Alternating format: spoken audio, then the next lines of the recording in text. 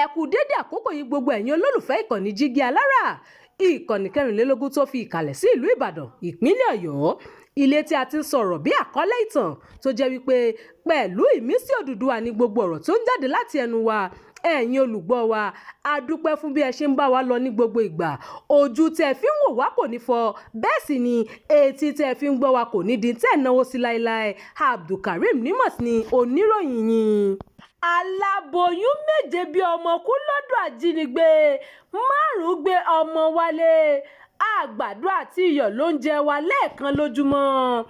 Àwọn èèyàn ìlú Wọ́rọ̀ tó gba ìdáǹdè lọ́wọ́ ajínigbé sọ̀rọ̀. Gómìnà ìpínlẹ̀ Kwara Malam Abdulrahman Abdulrazak ti gbàlejò àwọn èèyàn ìlú Wọ́rọ̀ ní ìjọba ìbílẹ̀ Kayama ní ìpínlẹ̀ Kwara tí wọ́n dóòlà ẹ̀mí wọn lọ́wọ́ àwọn agbésùmọ̀mí. Ètò ìgbàlejò náà ló wáyé ní ilé ìtura Riyatin Hotel lópòpónà Waterview Ìlọrin ní ìpínlẹ̀ Kwara. Nǹkan bíi aago 4 ìrọ̀lẹ́ òní ni ètò ìgbàlejò náà bẹ̀rẹ̀ ní ilé ìtura tí wọ́n kó wọn sí. Lásìkò tó ń sọ̀rọ̀, gómìnà Abdulrahman Abdulrazak dúpẹ́ lọ́wọ́ Ọlọ́run ọba fún dídá àwọn èèyàn náà padà wálé láyọ̀.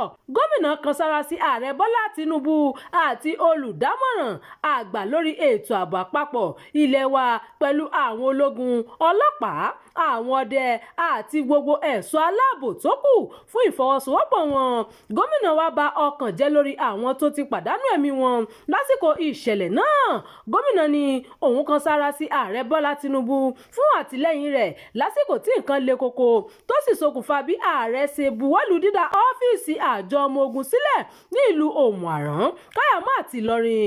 Gómìnà ní òun kò ní fi ààrẹ lọ́rùn sílẹ̀ rárá títí tí ohun gbogbo yóò fi dára sí i. Nínú ọ̀rọ̀ rẹ̀, olórí iléeṣẹ́ ológun lẹ́kùn-sóbì ọ̀gágun Nicholas Ume sọ pé ìṣẹ̀lẹ̀ náà bani lọ́kàn jẹ́ ṣùgbọ́n ó padà já sáyọ̀ báwọn ọmọ ogun ṣe dóòlà wọn.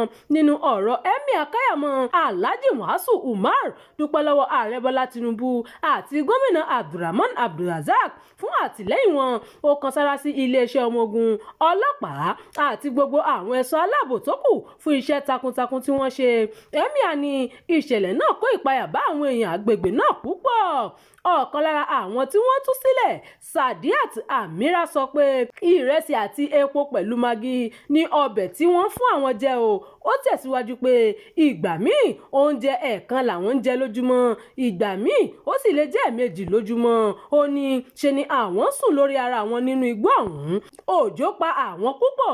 Ìgbà tí àwọn ọmọ kéékèèké ń kú ni wọ́n ṣe àtíbàbà fáwọn. Ó ṣàlàyé pé àwọn aláboyún 7 ló bí ọmọ kú sọ́dọ̀ wọn, àwọn 5 ló gbé ọmọ wá láyọ̀. Ó ní ìgbà tó kù díẹ̀ tí wọ́n yọ̀ǹda àwọn màálù 2 ni wọ́n pa fún àwọn. Wọ́n sì ní nítorí àwọn ò gbà wọ́n láàyè láti mú ẹ̀sìn àjèjì wọ ìlú Wọ́rọ̀ ló jẹ́ káwọn kọlu ìlú náà o. Ó fi kún ọ̀rọ̀ rẹ̀ pé àwọn 12 ló kù lọ́dọ̀ wọn tí wọ́n finú fẹ́dọ̀ yọ̀ǹda ara wọn sílẹ̀ láti máa bá wọn gbé nítorí wọ́n ní àwọn fẹ́ sọ gbogbo àwọn dẹrú láti máa gbé lọ́dọ̀ wọn. Ó ní àgbàdo àti iyọ̀ ní oúnjẹ tí wọ́n jẹ jù lọ́dọ̀ wọn o. Ó ní òun gbẹ̀bí fún àwọn aláboyún 10, àwọn ọmọdé 10 ló kù, 12 ló dúró tì wọ́n tí wọ́n fẹ́ máa bá wọn gbé.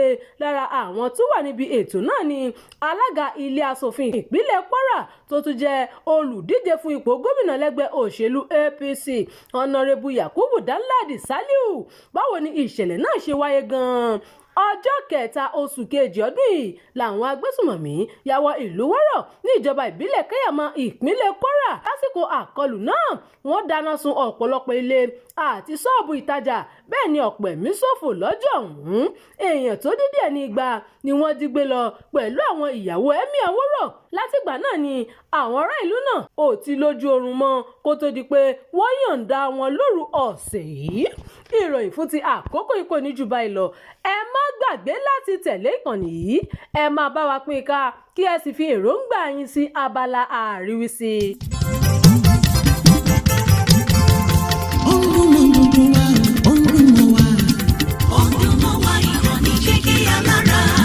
Jígí Alára ìkànnì ìlú Odùduwà sẹ́. Odùduwà ìkànnì Jígí Alára.